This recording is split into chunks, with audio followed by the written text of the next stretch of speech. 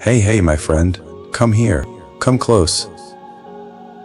I need you to hear this with every cell in your body today.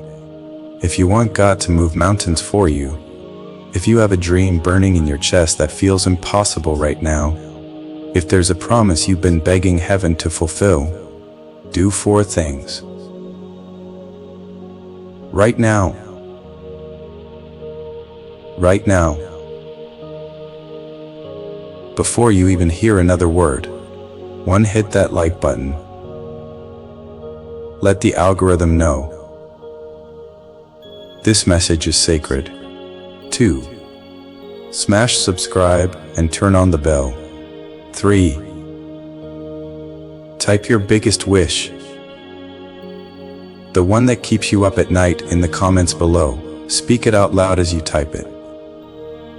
There is power in declaring it. 4. Share this video with at least 2 people who need a breakthrough. Text it, DM it, whatever. Just get it in their hands. Do it now. Good. Now the atmosphere just shifted. Heaven just took notice. Today, I'm going to show you something that will absolutely blow your mind. And more importantly, it will blow open the door to every promise God has spoken over your life. The title of this message is simple, but life-changing. What happens to your brain when you meditate daily, and why God designed it this way on purpose? You think meditation is just some new age trend. You think sitting still and breathing is only for monks on mountains. No, beloved. Meditation is the original Wi-Fi signal, straight to the throne room of God, and modern science is now proving what the Bible knew 3,000 years ago. Let's dive in. Right now. Inside your head there is a war going on 24/7. Neurologists call it the default mode network. Scientists gave it a boring name, but I'm going to call it what it really is. The monkey mind. The worry factory. The anxiety assembly line. This network lights up when you're not focused on anything in particular. It's the part of your brain that replays every embarrassing moment from 8th grade at 3 a.m., imagines worst-case scenarios about your kids, your marriage. It's the voice that says, "You're not enough. You're too late. You've messed up too bad." That network is literally stealing your peace, your sleep, your faith, and your future. But here's what the neuroscientists at Harvard, Yale, and Stanford discovered when they started putting lifelong meditators into MRI machines. After just 8 weeks, only 8 weeks of meditating 10-20 minutes a day, something insane happens. The default mode network starts to quiet down. The gray matter in that region actually begins to shrink. The overactive worry circuits literally lose power. At the same time, 2 other regions explode with new growth. The prefrontal cortex, the part that controls focus, decision-making, and willpower, gets thicker and stronger. The insula, the part that controls empathy, intuition, and your ability to feel God's presence, lights up like a Christmas tree. When you meditate daily, your brain physically rewires itself to stop obsessing over the past and fearing the future, starts living in the eternal now, where God actually lives. Remember what Jesus said, "Do not worry about tomorrow. Today has enough trouble of its own." He wasn't just giving good advice. He was giving you neuroscience before neuroscience existed. Let me take you into one of the coolest studies ever done. Researchers took people who were clinically anxious, some on the verge of panic attacks every day, and had them meditate 20 minutes a day, using nothing more than focusing on their breath, silently repeating a short prayer phrase. After 8 weeks, they measured the size of their amygdala. The amygdala is your brain's fear alarm. It's the little almond-shaped nugget that screams danger Even when the danger is just a text message you have answered yet. Result? The amygdala shrank. Literally. Got smaller. Fear lost real estate inside their heads. At the exact same time, the connection between the amygdala and the rest of the brain weakened. Translation. Fear still knocks on the door, but it no longer runs the house. And the connection between the prefrontal cortex and the amygdala got stronger. That means the rational, faith-filled part of you gets to answer the door and say, "Not today, devil." Paul wrote about experiencing a peace that passes all understanding. Science just put it under a microscope and said, "Yep, we see it. It's measurable."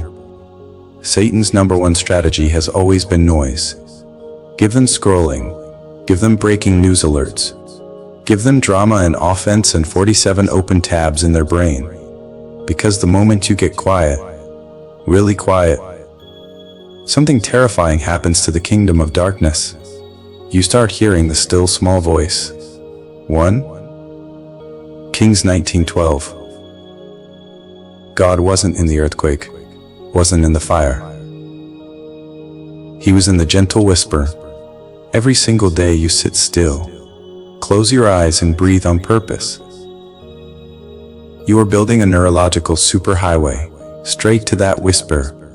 And here's where it gets even wilder. Studies on long-term meditators, people who've been doing this 10 years, show massive increases in gamma brainwaves. Gamma waves are the fastest brainwaves we have.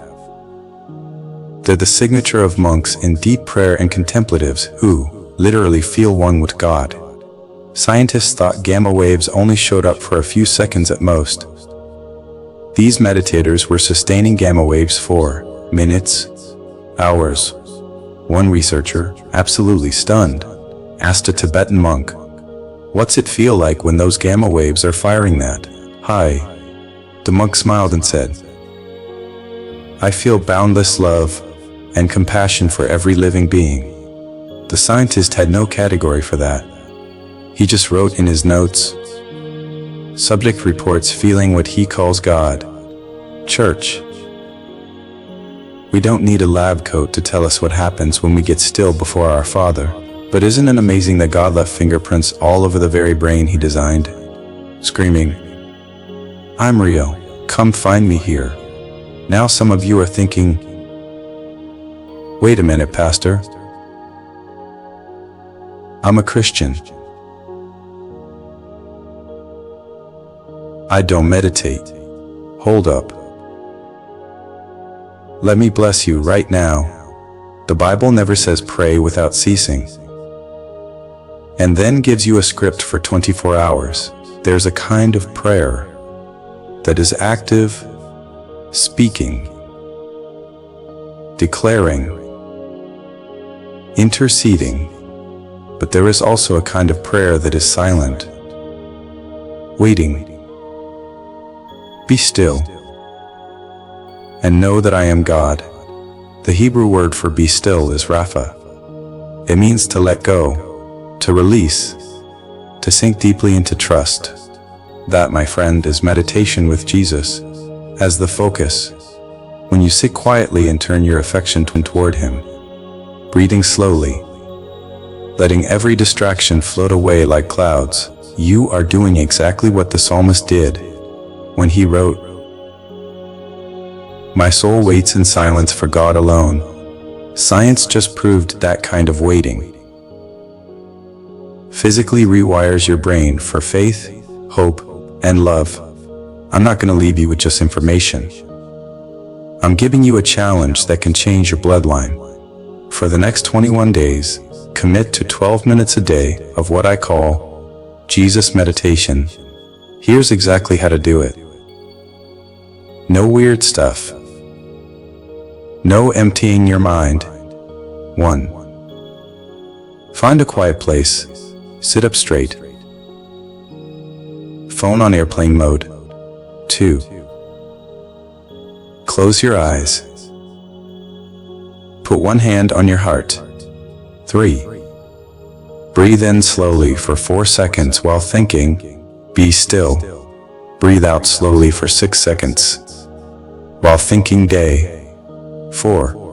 On every breath, picture Jesus sitting right in front of you, smiling like he's proud of you. 5.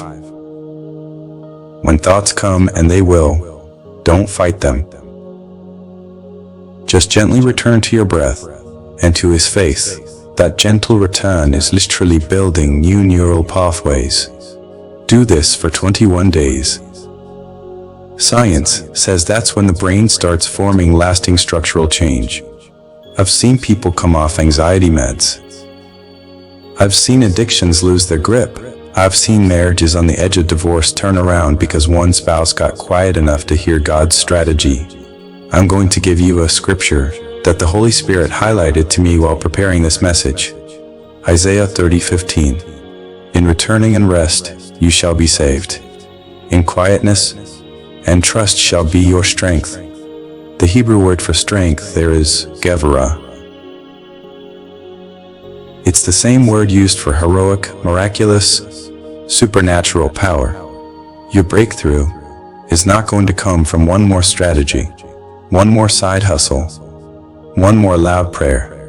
It's going to come when you return to quietness and let God rewire your brain for victory. Some of you have been running on empty for years. You love God, but you feel distant. You quote the promises, but you don't feel the present. Today is your comeback. Right now, I want you to close your eyes where you are. Take one deep breath.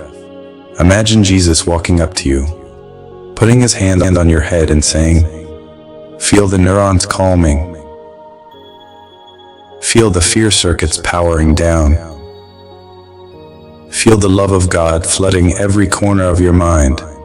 Now type in the comments, I received the rewiring. And then share this video with 2 people who are stressed out, burned out, and need to know. There's a scientific and spiritual way out. We're about to watch a generation trade anxiety for authority, fear for faith, and chaos for the peace that changes everything. I love you. Jesus loves you more than you could ever imagine. And your brain, your beautiful, God-designed brain, is standing at the door of the greatest transformation of your life. 21 days, 12 minutes. One focus him. Let's go. Hit that like button. One more time if you're in. Subscribe if you haven't. Comment your wish, and I received the rewiring. And share this like your breakthrough depends on it. Because somebody else's just might. I'll see you tomorrow morning at 6 a.m. sharp for day 1 of the 21-day challenge. You are not stuck. You are being renewed day by day, breath by breath, glory to glory. Now go get quiet and watch God get loud in your life. I'm praying for you always.